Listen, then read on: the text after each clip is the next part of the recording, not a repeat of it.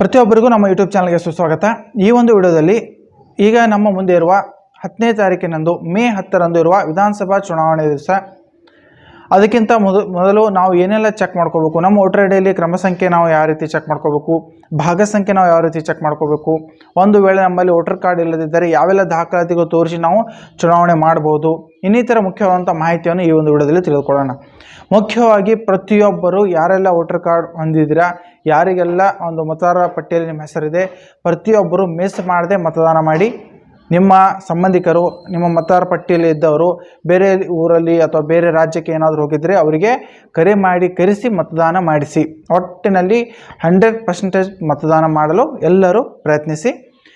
ಈಗ ಮುಖ್ಯವಾಗಿ ನಿಮ್ಮ ವೋಟರ್ ಕಾರ್ಡಲ್ಲಿ ನೀವು ಅಲ್ಲಿ ಮತದಾರ ಅಂದರೆ ಎಲೆಕ್ಷನ್ ಹಾಕಲು ಒಂದು ವೋಟ್ ಹಾಕಲು ಹೋಗ್ತೀರಾ, ಆವಾಗ ಅಲ್ಲಿ ಸರ್ಚ್ ಮಾಡಬೇಕಾಗುತ್ತೆ ನಿಮ್ಮ ಕ್ರಮ ಸಂಖ್ಯೆ ಯಾವುದು, ಭಾಗ ಸಂಖ್ಯೆ ಯಾವುದು, ಅಲ್ಲಿ ಅವರು ಚೆಕ್ ಮಾಡಬೇಕು, ನೀವು ಚೆಕ್ ಮಾಡಬೇಕು. ಅಲ್ಲಿ ಒಂದು ಸ್ವಲ್ಪ ಟೈಮ್ ಹಿಡಿಯುತ್ತೆ. ನೀವು ಅಡ್ವಾನ್ಸಾಗಿ ನೀವು ಕ್ರಮ ಸಂಖ್ಯೆ ಭಾಗ ಸಂಖ್ಯೆ ನೀವು ಸರಿಯಾಗಿ ತೆಗೆದುಕೊಂಡು ಹೋದರೆ ನಿಮಗೆ ಈಸಿ ಆಗುತ್ತೆ, ಆದಷ್ಟು ಬೇಗನೆ ನೀವು ಮತದಾನ ಮಾಡಿ ಬರ್ತೀರಾ.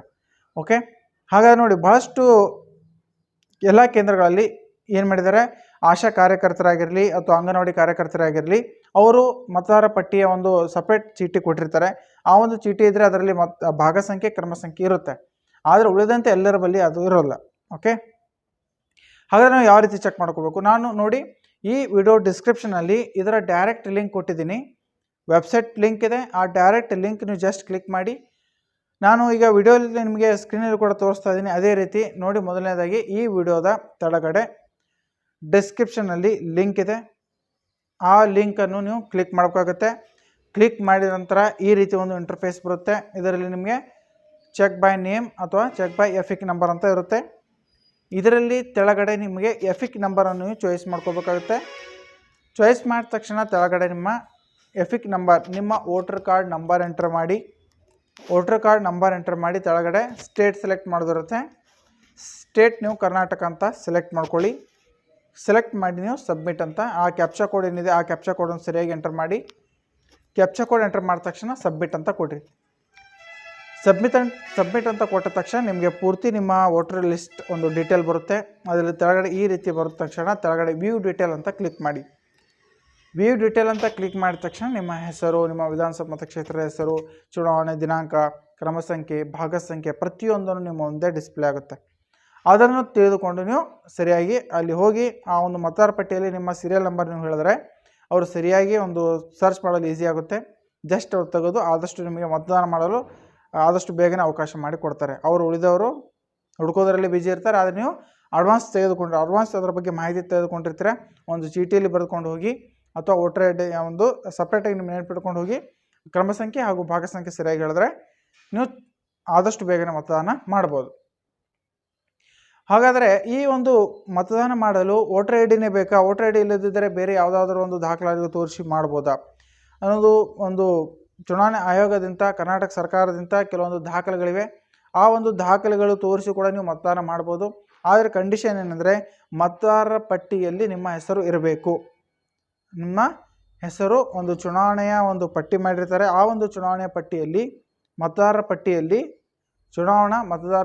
ನಿಮ್ಮ ಹೆಸರು ಇದ್ದರೆ ಮಾತ್ರ ಇವೆಲ್ಲ ಉಳಿದ ದಾಖಲಾತಿಗಳು ತೋರಿಸಿ ನೀವು ಜಾಯ್ನ್ ಆಗ್ಬೋದಾಗುತ್ತೆ.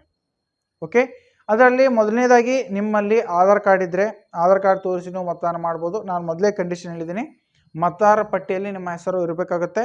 ಆ ನಿಮ್ಮ ಹೆಸರು ಇದ್ದರೆ ಮಾತ್ರ ನೀವು ಚುನಾವಣೆ ಮಾಡ್ಬೋದಾಗುತ್ತೆ. ಒಂದನೇದಾಗಿ ನಿಮ್ಮ ಆಧಾರ್ ಕಾರ್ಡ್, ಎರಡನೇದು ನಿಮ್ಮ ಚಾಲನಾ ಪರವಾನಗಿ ಪತ್ರ ಅಂದರೆ ಲೈಸೆನ್ಸ್, ಮೂರನೇದಾಗಿ ಪಾಸ್ಪೋರ್ಟ್. ಭಾಳಷ್ಟು ಜನ ಪಾಸ್ಪೋರ್ಟ್ ತೆಗೆದುಕೊಂಡಿರ್ತಾರೆ, ಪಾಸ್ಪೋರ್ಟ್ ತೋರಿಸಿ ಕೂಡ ನೀವು ವೋಟ್ ಮಾಡ್ಬೋದು. ನಾಲ್ಕನೇದಾಗಿ ಪಾನ್ ಕಾರ್ಡ್, ಪ್ರತಿಯೊಬ್ಬರಲ್ಲಿಯೂ ಪ್ಯಾನ್ ಕಾರ್ಡ್ ಈಗ ಲಭ್ಯವಿದೆ, ಪ್ಯಾನ್ ಕಾರ್ಡ್ ತೋರಿಸಿ ಕೂಡ ನೀವು ವೋಟ್ ಮಾಡ್ಬೋದು. ಐದನೇದಾಗಿ ಬ್ಯಾಂಕ್ ಪಾಸ್ಬುಕ್ ಅಥವಾ ನೀವು ಪೋಸ್ಟ್ ಆಫೀಸ್ದಿಂದ ಅಂದರೆ ಅಂಚೆ ಇಲಾಖೆಯಿಂದ ನೀವು ಏನಾದರೂ ಬ್ಯಾಂಕ್ ಪಾಸ್ಬುಕ್ ಮಾಡಿದರೆ ಆ ಒಂದು ಪಾಸ್ಬುಕ್ ಕೂಡ ತೋರಿಸ್ಬೋದು. ಅದರಲ್ಲಿ ಫೋಟೋ ನಮೂದಿರುವಂಥ ಫೋಟೋ ಇರಬೇಕು ಅದರಲ್ಲಿ.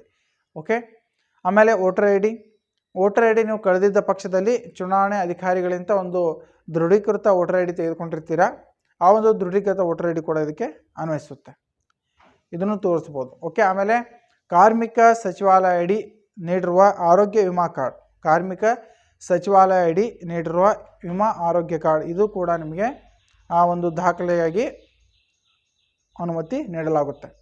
ಆಮೇಲೆ ಫೋಟೋ ಪ್ರತಿ ಇರುವ ಪಿಂಚಣಿ ಪತ್ರ 65 ಅಬೋವ್ ಇದ್ದವರಿಗೆ ಪಿಂಚಣಿ ಬರುತ್ತೆ. ತಿಂಗಳಿಗೆ ಎಷ್ಟು ಅಂತ ಪಿಂಚಣಿ ಇರುತ್ತೆ.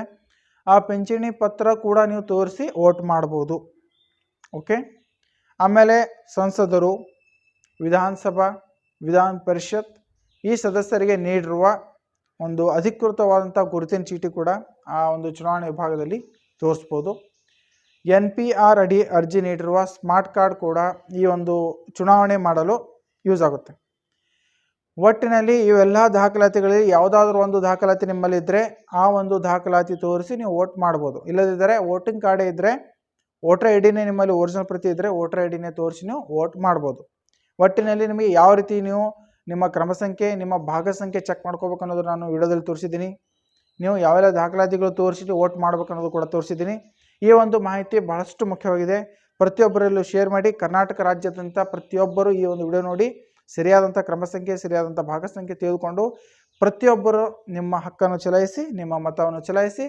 ಈ ಒಂದು ಕರ್ನಾಟಕ ರಾಜ್ಯದಲ್ಲಿ ಉತ್ತಮವಾದಂಥ 100% ಫಲಿತಾಂಶ ಅಂದರೆ 100% ಪೂರ್ತಿ ಮತದಾನ ಮಾಡಲು ಎಲ್ಲರೂ ಪ್ರಯತ್ನಿಸಿ. ನಿಮ್ಮ ಈ ಒಂದು ವಿಡಿಯೋ ಶೇರ್ ಮಾಡೋದ್ರಿಂದ ಪ್ರತಿಯೊಬ್ಬ ವಿದ್ಯಾರ್ಥಿ, ಪ್ರತಿಯೊಬ್ಬ ಒಂದು ಜನರಿಗೆ ಅದರ ಬಗ್ಗೆ ಮಾಹಿತಿ ಗೊತ್ತಾಗುತ್ತೆ. ಅವರು ಕೂಡ ಸರಿಯಾದಂಥ ಒಂದು ಮತದಾನ ಮಾಡುವುದರಲ್ಲಿ ಅವರು ಕೂಡ ಅರ್ಹರಾಗ್ತಾರೆ.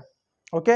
ಯಾರೂ ಮತದಾನ ಮಾಡುವುದು ಏಕೆ ಅಂತೇಳಿ ಆ ಥರ ಅಂದರೆ ನಾವು ಮತದಾನ ಮಾಡೋದಿಲ್ಲ ಆ ಥರ ಏನು ಬೇಡ. ಪ್ರತಿಯೊಬ್ಬರು ಮತದಾನ ಮಾಡಿ. ಯಾಕೆಂದರೆ ಕೆಲವೊಬ್ಬರು ದೂರ ಇದ್ದವರು ನಾವು ಇಲ್ಲಿ ಒಂದೇ ಒಂದು ಓಟ್ ಸಲುವಾಗಿ ನಾವು ಇಲ್ಲಿ ಬರಬೇಕಾಗುತ್ತೆ, ಆ ರೀತಿ ಇರುತ್ತೆ. ಪ್ರತಿಯೊಬ್ಬರು ಆ ರೀತಿ ಮಾಡಬೇಡಿ. ಒಟ್ಟಿನಲ್ಲಿ ಪೂರ್ತಿ ಎಲ್ಲೆಲ್ಲಿ ಇದ್ದೀರಾ, ಬೇರೆ ರಾಜ್ಯದಲ್ಲಿದ್ದೀರಾ, ಬೇರೆ ಬೇರೆ ಕಡೆ ಇದ್ದೀರಾ, ಪ್ರತಿಯೊಬ್ಬರು ಆದಷ್ಟು ಮತದಾನ ದಿವಸ ಬಂದು 10ನೇ ತಾರೀಕು, ಮೇ 10ನೇ ತಾರೀಕು ಬೆಳಗ್ಗೆ 6ರಿಂದ ಸಂಜೆ 7 ಗಂಟೆವರೆಗೆ ಪ್ರತಿಯೊಬ್ಬರನ್ನು ನಿಮ್ಮ ಹಕ್ಕನ್ನು ಚಲಾಯಿಸಿ ಉತ್ತಮವಾದಂಥ ಒಂದು ಪ್ರಜೆಗೆ ಆಯ್ಕೆ ಮಾಡೋಣ ಅಂತ ಹೇಳ್ತಾ ಈ ಒಂದು ವಿಡಿಯೋ ಇಲ್ಲಿ ಮುಗಿಸ್ತಾ ಇದ್ದೀನಿ. ಧನ್ಯವಾದಗಳು.